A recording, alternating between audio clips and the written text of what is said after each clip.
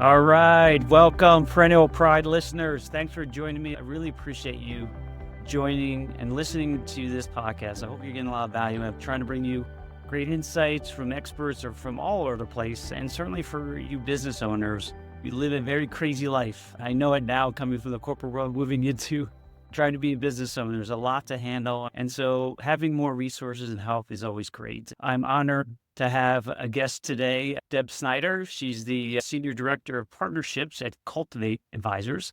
And she's going to share more about what they do and her background, and hopefully it'll be useful as you're thinking about your 2026. You may be wondering, I'm just trying to get through this year. This is probably the best time to be thinking about it, but hopefully we'll share some insights. Deb, thanks for joining me today and spending some time. Hey, Tom, thanks for inviting me. I appreciate being here. Awesome. Cultivate Advisors. Tell me a little bit more about that. I know it's a business advisory firm. You help small business owners in a whole host of ways, but tell me a little bit more about your organization. Sure. So the Cultivate Advisors, we've been around for 11 years now. And I like to point out that we're on the Inc. 5000 fastest growing company list for 7 years, which is impressive. There's not a lot of companies that get to that level. So as we are advising small business owners throughout the country, we are doing the same practices ourselves within Cultivate. And it's really about having a paradigm shift as a business owner to look at your business through the lens of enterprise value. That's how you keep score in business. So what are those value drivers? How do we make the business healthy, whether you want to exit or not? And the other thing that makes us unique is that all of my advisors have grown, scaled, and sold multi-million-dollar businesses. So they have also talked the talk and walked the walk. So we really do understand what it takes and can give you that entrepreneurial perspective. Yeah, when you hear it oftentimes, and nowadays, and it seems like there's so many more self-employed people starting businesses, realizing, just like even for myself, corporate America was fine for until it wasn't fine. And for a lot of people who are migrating to this world, we're still stuck in the employee mindset in some cases. And you're helping folks become more business owners, thinkers, and working on. I talk to so many business owners, Tom, on a daily, weekly, monthly basis, and I appreciate their passion. There is a why behind why we start a business. And then oftentimes what happens is that we start wearing so many different hats because we have to, until we can continue to scale and grow and then find the right team members to bring on. And then in that process, though, we lose sight of the why and lose sight of the fact, the importance to take time to work on the business, not just in it. You didn't want to create a job for yourself. You could have done that and stayed. And right, because there's this idea that, oh gosh, if I'm a business owner, I've now created all this freedom and flexibility. You talk to most business owners, that's not always the case. So once again, going back to this idea of enterprise value, we want to make the business less owner dependent and make it healthier that way. And therefore, you as the founder, as the CEO, truly being the CEO, you can be that visionary. You can think the bigger picture. We want you to think about what does it look like 3 months from now, 6 months from now, a year from now, not just the daily grind. This is October, right? You're now in the fall, Q4, whatever. In my corporate world, everyone's trying to say, did I meet my goals this year? And maybe I'm thinking about the holidays already. Who knows? But this is when I heard the presentation you guys did around 2026 planning, the importance of that. You might be thinking, let me just get to the finish here and then start. You might be a little late in the game. I remember my days in corporate America. We used to start in July and it ran through November, December. It was the most painful, exhaustive, complicated process. And by the end, everyone hated it. And then oh, now you actually have to do the work. And there's 2 steps, right? It's like thinking about the plan and then, of course, implementing and executing the plan. We were in Chicago, Tom, with many of our clients and our advisors, and we did just this. We did 2026 business planning. And yes, you absolutely should be thinking about it now. And there's a workbook that I will share with all of you that you're more than welcome to take a look at. It may or may not mean something to you because you weren't in the room with us, but it will start getting you thinking about what does it mean to start planning for your business. And business plans are much different than what they used to be. Back in the day, they were like 50 pages, probably collected dust on a shelf. Right now, the simpler, the better. And really, one of the things we started with our business owner clients is something called a BHAG. So let's start with the BHAG. Let's start with that bigger picture in mind. Where are you ultimately trying to drive this business? And with that said, when it comes to planning, you're trying to execute SMART goals. And I'm using a cheat sheet here because I can't memorize all them. SMART stands for specific, measurable, achievable, relevant, and time bound. And then you work from a macro to micro level in terms of what that looks like. And then, of course, we also talk a lot about, and I love the world of acronyms, I call it alphabet soup, but we talk about KPIs. So then how do we measure the goals as well? So it's one thing to have the goal. It's another thing is how do we break it down and how do we measure it? And those are all things that we do with our client. Definitely want to go a little bit deeper, but before we even get there, because we talked about before we even started recording, which is those things make sense. Sometimes a lot of things, just getting started is the hardest part, because especially for busy business owners and you're grinding it and the feeling of it, it's hard to force yourself away from things to even start planning and actually doing it and having the right mindset around it. So like, how do you get people to even break away to even focus on that, to have the right mindset to know that this is so important? What have you seen that's helped? Good question, Tom. Couple things. I think also what I love to always talk about with business owners is the definition of insanity is doing that same thing over and over again and expecting a different result.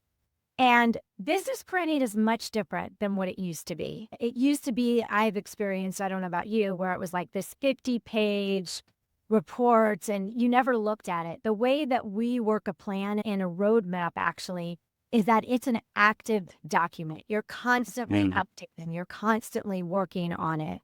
So when it comes to business planning, it's really changed quite a bit, and that it really is a roadmap. And so thinking about it that way, a matter of fact, we even break it down where we do 90-day sprints with our clients so that it's bite size, so it doesn't seem so overwhelming. And then I would also say that you're always working from a macro to micro level. And more importantly, in order to make any strategic decisions in your business, what we believe is you need to slow down on your financials. As business owners, sometimes like we have a gut. It feels good. It's something we want to do. But let's look at the numbers first before we make any sort of strategic decisions. So yeah, that's very helpful. And then I saw some people suggest maybe even going off site and getting out of your element, right? And these sorts of things. You get so into the norm of your daily routine, you're going to get distracted. Like if you're in your own office again, it's easy for me to get back into work. Any thoughts around that, to get out of your element, just to let your brain get creative and take a different approach? sure. My husband always says to me, it's a laptop, right? So it can travel anywhere. And that's why we did our annual conference where we brought them to Chicago to work on annual planning. And so they were out of their environment. And also what was really neat in the room was that many of our clients also brought their team members with them. So when it comes to annual planning, it's not just you. It's also, if you have a team, bringing them into that process, the importance of getting the buy-in from your team. Because it's great. You may go to your team and say, listen, these are my goals, and you may get this blank stare. So if they can't buy in to what your ideas are, then the execution's not going to happen. So yes, we have many of our clients that will do off-site retreats. Matter of fact, we sometimes go because we're so integrated to the team, we'll go and help run those retreats with our clients as well. But sure, getting out of your normal everyday spaces is a good idea. Yeah, I just find it, I always thought it was helpful because it just allows you to get out of your rhythm which we're so used to, and then almost have a palate cleanse and let my brain think differently. So let me shift gears, because getting mindset, I think, is key. Having the mindset such a huge component, like why we're doing it and being focused. But now let's get into kind of the core elements. You already touched on some aspects of it. And so it has this, I've seen the pyramid, which I think is like this high to low type of thing. So walk us through the kind of key elements of that, the process itself, and how you walk clients through this planning process. Sure. So when you're looking at enterprise value and you're looking at the value drivers, I already mentioned the importance of slowing down on your financials. Part of that is just the financial modeling within your business. So how are you paying employees? What's your pricing structure? Then from there, we look at sales and marketing. What processes and systems do you have in place to make it scalable, sustainable, repeatable? And then ultimately that puts tension on your capacity, leadership and recruitment, right people, right places, right time, and then overall productivity, which includes any sort of technology that you may use. So this is how we will flow down with you. And a matter of fact, we offer some complimentary resources to help you do this. So we'll give you a health and value assessment that starts to give you perspective on not only what is my business worth. When I was a business owner, I had no idea what that was. So my business, my industry compared to others that have had a successful exit. And then on a scale of 1 to 5 around those value drivers that I mentioned, assessing yourself. That will then start to point out for you where are the areas that you may need to want to focus in on. And by the way, we can't do all of it. So that's the other thing is let's start to prioritize where we think we are going to get the most impact. And I think that's the other thing that's really difficult as business owners is that we want to do almost too much. And then as a result, nothing gets done. So It's really prioritizing, I think, as well. It's maybe even a little painful. Because this sounds like the way you go about it is you're just trying to identify and see what's really there, what's really happening, and not trying to judge it for good or bad. It's what it is. And to your point, and then find ways to prioritize what you can tackle. Because to your point, if it's too much, what happens? You just probably run away and don't want to do any of it. It was really interesting. At one point during our conference, our co-founder, Casey Clark, basically said, listen, in some cases, when we don't reach the goals that we wanted to reach in a particular year or didn't achieve something that way, then we need to have a bit of a funeral. We need to have a moment of recognizing, and also it's okay to process that in a way like with a funeral where then, okay, but then we need to move on. What's next? How do we shift? And that's also, I believe, as entrepreneurs, you have so much grit. You're going to get through it.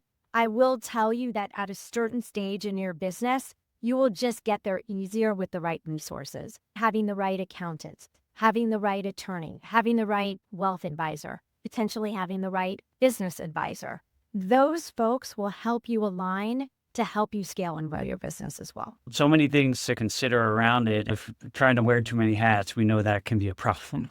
Things are going to fall or get ignored and just never addressed. You talked about it from a high level and then obviously setting some goals. And goals are always an interesting thing. You can't do everything. Right. So what's your kind of thoughts around that and how to shape them and maybe structure it in a way that gives you a higher chance of success? Basically, and once again, I'm looking at this is my cheat sheet, our annual planning book. And I already mentioned the SMART goals, making sure that they're specific, measurable, achievable, relevant, and time-bound. We're going to tie that into your BHAG. So how does that tie into your BHAG? And then from there, we look at what are the key performance indicators of this. So let's say, I don't know, a goal could be, I want to increase my sales by 5% this year. And now the question is, what are the key leading indicators of how I'm able to do that and back into how we're going to achieve that goal? Start from here, then you start to list, like, what are the things that I could be doing in my business to help achieve it? And then how am I going to measure it?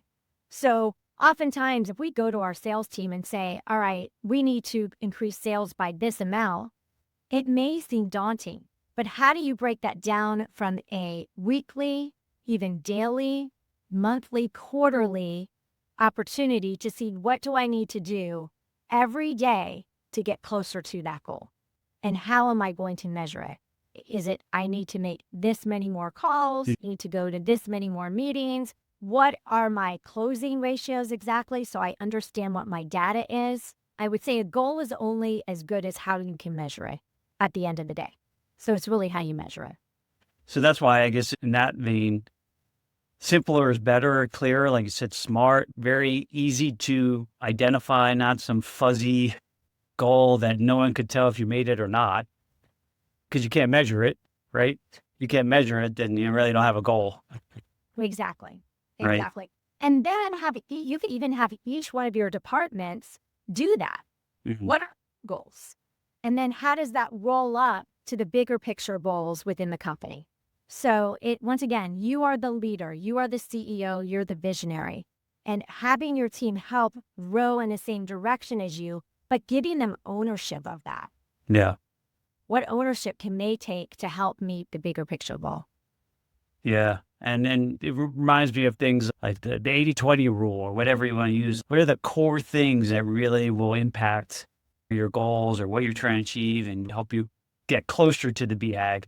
It's maybe not all the things, but a few, right? If you do those right, consistently, certainly you're going to increase your chances of winning and reaching your goals. It seems so simple when you say it.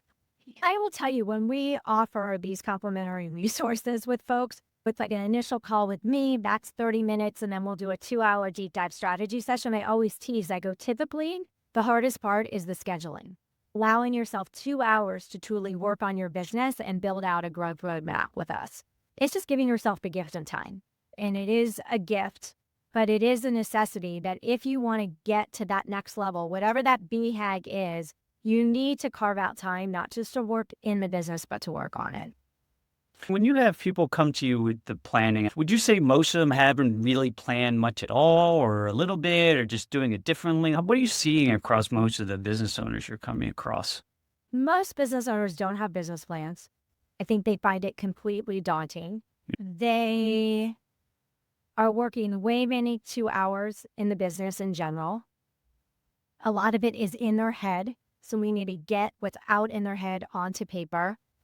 And so it's just very common. It just is. As business owners, sometimes we believe, and it's true, it's your business, that no one can do it better than you.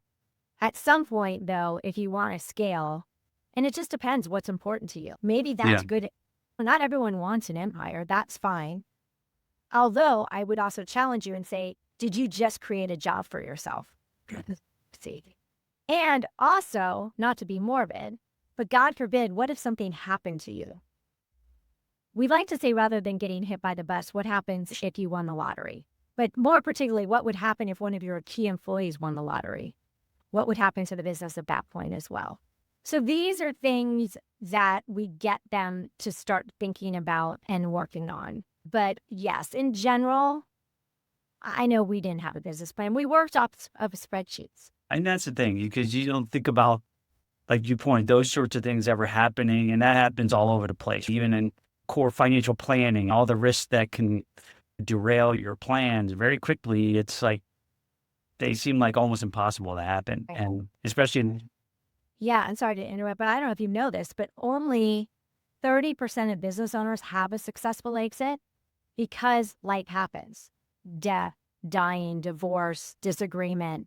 And also, with that said, only 10% will get the money that they want for their business. So the statistics aren't great.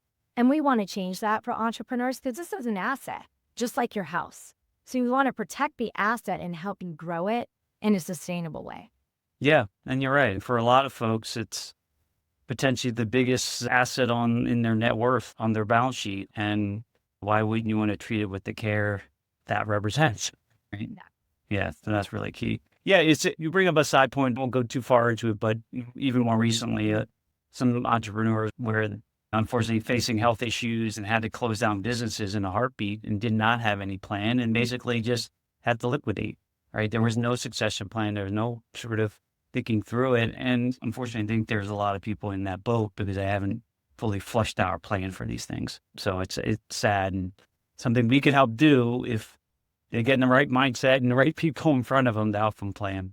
Exactly. Awesome. Yeah, we're just asking for a committed growth mindset. That's if you are truly committed to your business, to your legacy, and have a growth mindset, then having the right resources in place will help you grow so much faster.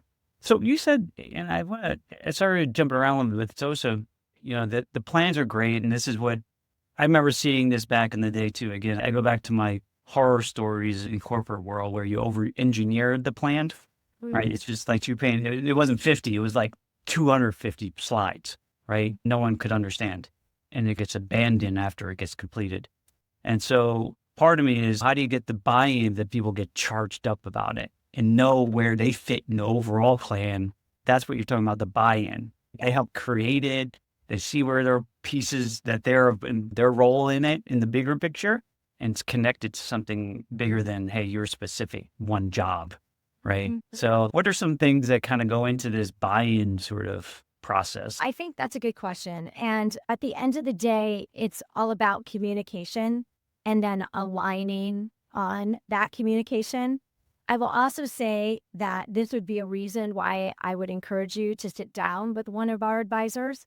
I am not an advisor, so I don't advise on a day-to-day basis, but I think the importance of bringing them into the conversation, oftentimes we just don't even do that. Yeah. And asking, what are their goals? What is their BHAG? What are they trying to work towards? At the end of the day, when we think about that we're all working on something that's bigger than all of us, that's where I think the buy-in starts, because we all have a part of it. Yeah. And it starts with having some clear BHAG or vision of something bigger than even us individually. I think we all aspire to have something connected that way, whether it's personal life or something higher we're working towards, not just clocking in, clocking out. Yeah, that doesn't seem so great. And so this process you guys have, and obviously we talked about it earlier, and I assume this is applicable for businesses of any size, whether it's smaller, more established and bigger. This is still important, this sort of planning and what you guys do.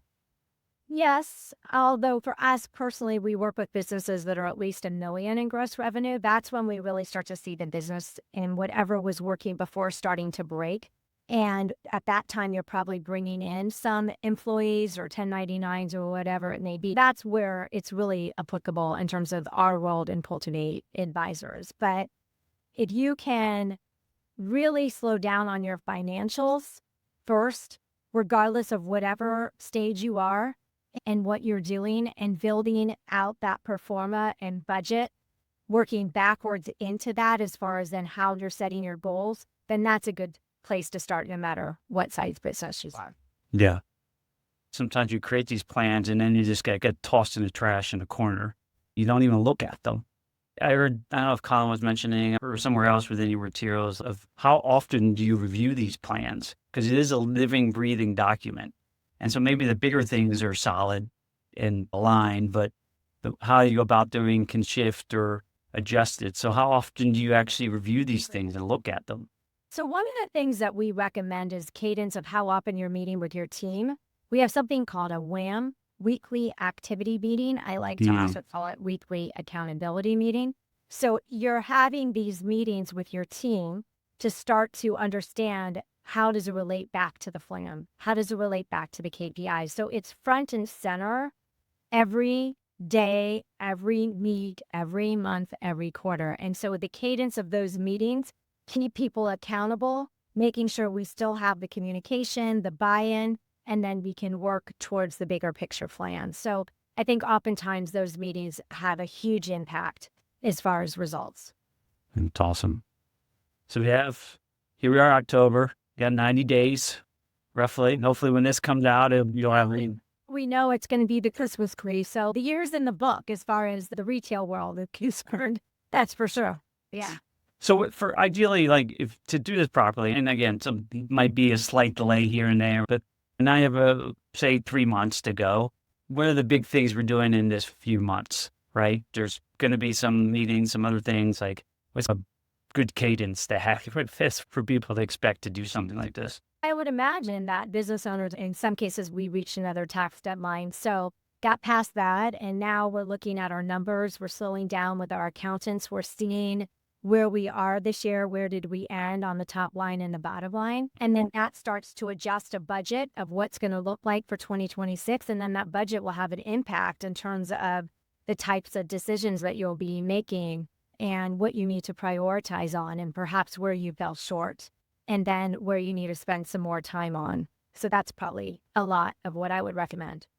So I have thinking of a couple of different unique questions to ask you just in general around planning, right? I was just thinking about it. Like these are simple. To me, KPIs. So one, I'm an analytical guy. I like metrics. Sometimes but if you had one KPI that you'd want to track every single day, every week, like what would that be for your business? For me, I'm strategic director of partnerships. So it's the different types of conversations that I'm having and the various referrals that take place. And I think it really depends upon what your responsibilities are. And also being able to measure, how do we know in this particular position, this is like the optimal, this is like the minimum, and this is where you're falling below the bar. So setting some sort of knowing, how do you know that you're doing a really good job? What do those KPIs look like? And like I said, every business is different. How do you know then this is what you know is what's the minimum that's expected of you? Working backwards into what that looks like, conversations need to be had to see what's exactly happening there. So it's really hard to answer that question, to be honest. Yeah, I understand. It's going to be so unique to every business. In the end of the day, everyone's a business to make some revenue or growth or something. There's obviously a lot of commonality to it. And we get so bogged down in so many different metrics, then we don't measure anything. Like, it's easy. And that's the challenge, right? And what's the one thing that, hey, if things are going well, that is it, right? And I don't know what that is. Another thing where we slow down with business owners is oftentimes on an org chart. So we're looking at the people that are in the company. No one reads their job descriptions, by the way, but exactly what are different people's roles and how do they intertwine with others in the company? And part of doing that exercise with owners is that, first of all, we want to play to people's strengths. And two, sometimes there's a lot of overlap that's taking place. So then we can start to really better define people's roles. And if we define people's roles better, then we can define better the KPIs and the expectations that go into them. You could also roadmap out, what is the client journey? So from the time they come on board, what is that journey? What are the different touch points? Who's touching them? What's the process? Same thing with sales. How are we finding our clients? Who is our ideal client persona, or ICP? And then once we define that, we find the journey and we map that out. That can be a team type exercise. And then by defining it better, we know what we're going after. So perhaps that's a thing to think about. Yeah, no, it helps you stay focused on your part of the puzzle, right? So what's a business planning myth that you just want to bust, that you just want to squash?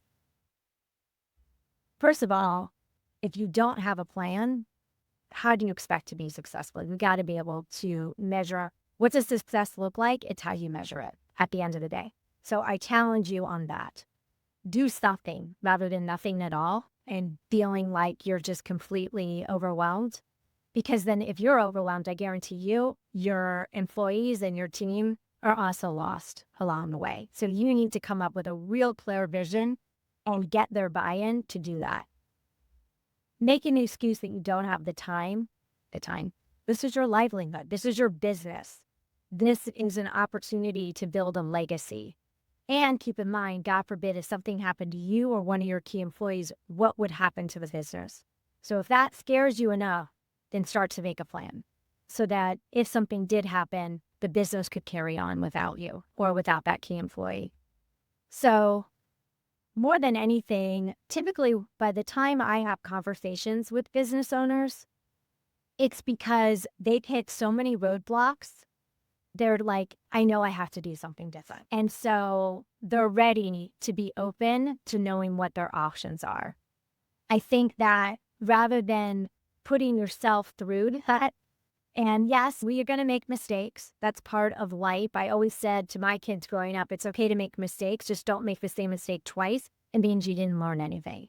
So yeah, learn along the way and then make sure then that's part of your plan that you're not going to make that same mistake again. Diversifying your client base. That's another big mistake. What does that look like in your business?